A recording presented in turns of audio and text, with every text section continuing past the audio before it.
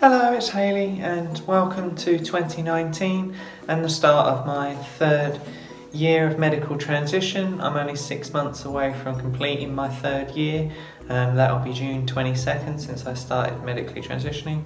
And I just want to lay out what I plan to do in 2019. I'm pleased to say I've got my hair a little bit more under control than the previous video, so that's something I've learned a few little skills and trying my best to replicate what I was taught. How I'm going to move my transition forward in 2019 is obviously primarily through the use of the gender clinic. I really would like to put to bed the gender certificate this year if I can. I will qualify to start applying for that in basically under a month's time now, because I transitioned and got all my IDs and went public full time, which you have to have done for 2 years before you can even apply, in late February of 2017. So I will have completed my 2 years shortly, and with the help of the gender clinic and several other different processes, I will hopefully be able to apply and get my gender certificate this year. That will effectively replace my birth certificate, and it's just another layer of protection legally. And you know, it's nice to have every document that you can get that confirms what you truly believe and what you want others to believe. There's very few things that you need it for, but it's something good to have, and I plan to get my hands on it this year, I hope. I'm also, just as part of the natural process working with the gender clinic, I've reapplied and asked to use their speech and language service, or SALT. I'm really hoping to get more progress with them. I watched a vlog actually just the other day called IRL, which is a new YouTuber vlog thing that started up, or community thing that started up, and they covered finding your voice on there. And even one of the members that had gotten there through surgery still had about 8 months of voice coaching in order to get intonation and things like that, and the melody and everything right, and stop talking like a monotone twat like me. So basically, it's work. It's just work, and the more I work it, the better it'll be. So I'm going to try and redouble my efforts with my voice this year and get somewhere with it. And then on top of that, I plan to make use of another service that they've invited me to, which is there's an emotional well-being and confidence group. I'm going to join that and see if that can't help me find the confidence to get the strength together again and go down the gym, and you know, find the confidence to appear, power through, and start getting my fitness back on track. Even the emotional well-being group apparently requires an assessment.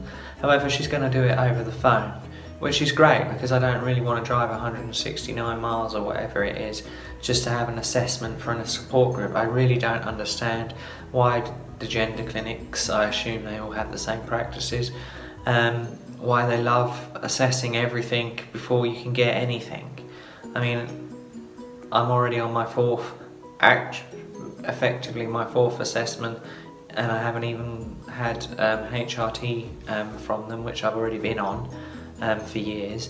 And then on top of that, they want to assess me before I can even go to an emotional support group. I mean, how many things can you assess before you're just like, oh yeah, no, here you go?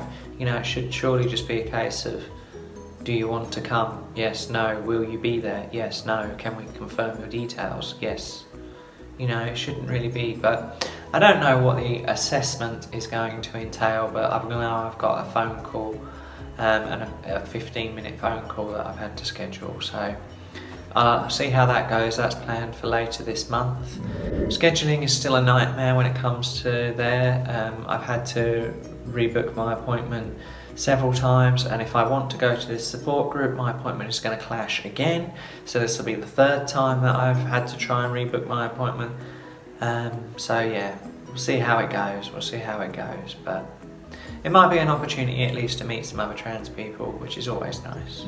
Medically, I've finished my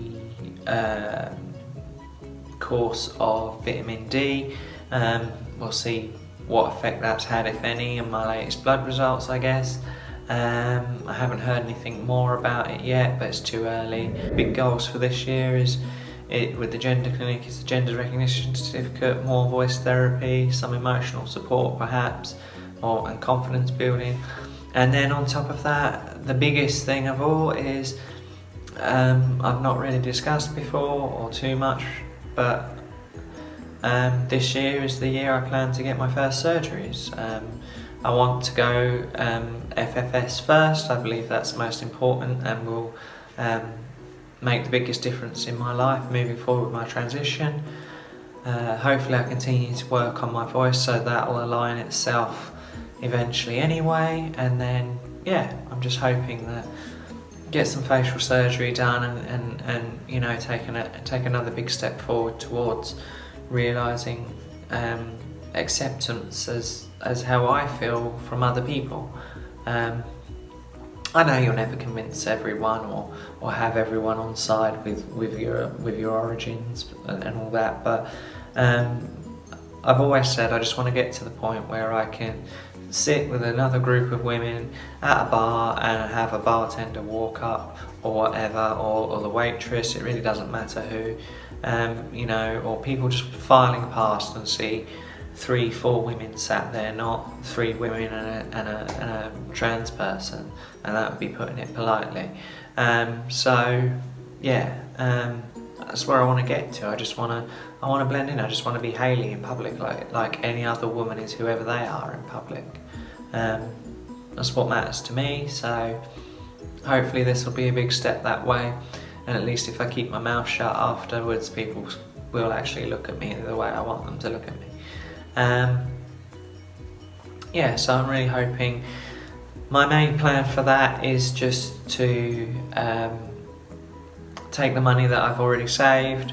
Unfortunately, I haven't had any big wins on the premium bonds like I hoped, so never mind. But yeah, take the money that I'd saved in premium bonds, double it effectively with a loan, and get the surgeries I can get. If money was no object, I'd get more. If money was even tighter than it is, I'd get less. So I saw a video the other day about somebody that had the same surgery as I want, and a friend of mine had her face done over 2 years ago now, and it cost her £17,000 back then.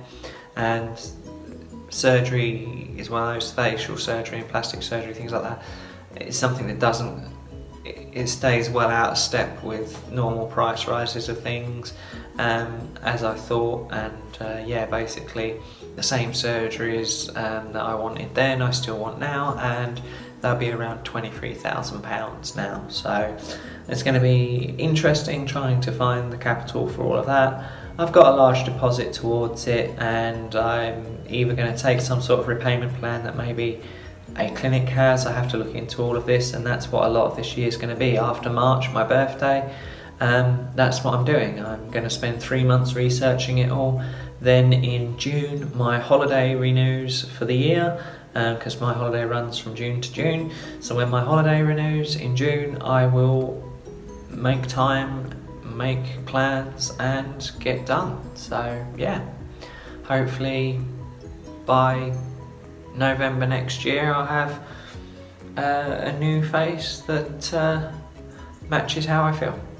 Anyway, thank you for your time. I apologise for the lower recording of this video. I haven't got my usual kit. I don't know where it's gone, so I've got no extra lighting. I've got no